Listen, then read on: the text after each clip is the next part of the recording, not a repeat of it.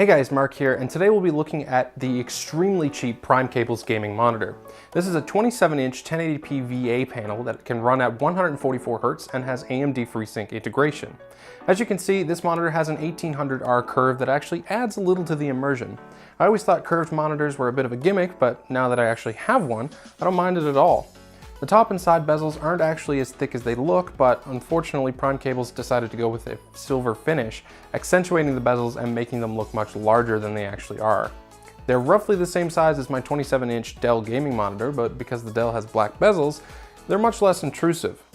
The bottom bezel of the PrimeCables monitor is a bit thicker than the rest and sports a glossy PrimeCables logo. I expected the build quality of the monitor to be very poor given its price, but I was actually pleasantly surprised to find that the vast majority of the material surrounding the panel to be made of metal. The only plastic parts are the box housing the inputs and the stand. The included stand is very small and not as stable as I'd hoped. If you bump your desk often, you will see the panel shake.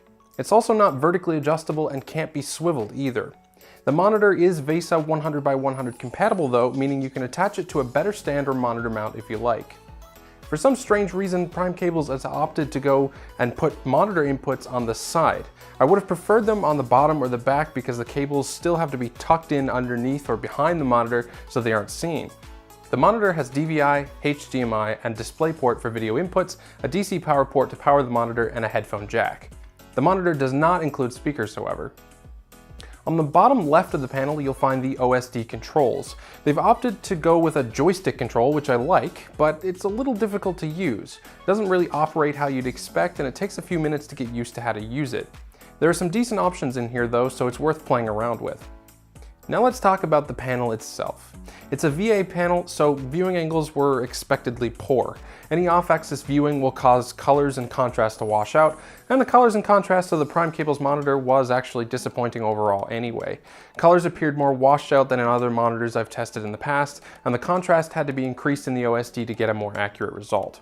Overall, if you're buying this monitor to do any sort of color critical work, or even if you just want to use it for movies and TV, try to look for another option. However, gaming is where this monitor shines. While the colors and contrast may be disappointing when watching movies or TV, it's just fine for gaming. The monitor runs at 144Hz and has a response time of 1 millisecond, which are both excellent for gaming. The monitor also includes AMD FreeSync for tear-free gaming if you have an AMD graphics card. One thing I will caution you about is that this is a 27-inch 1080p monitor. At that size, the 1080p resolution is a little too stretched, and it's possible to see the individual pixels if you prefer to sit closer to your monitor. I usually recommend that 27-inch and above monitors have a resolution of 1440p or higher, but that usually comes down to personal preference. Overall, the PrimeCables 27-inch 144Hz gaming monitor provides decent value at an incredibly low price. In fact, compared to the competition, this is easily one of the cheapest 144Hz panels, if not the cheapest, on the market, coming in at 299 Canadian dollars or 225 USD. If the colors and contrast aren't terribly important to you and you're looking for a very budget 144Hz monitor, this is a decent pick. If you like this video, please give me a like and subscribe to support my channel. Thanks for watching, and have a great day.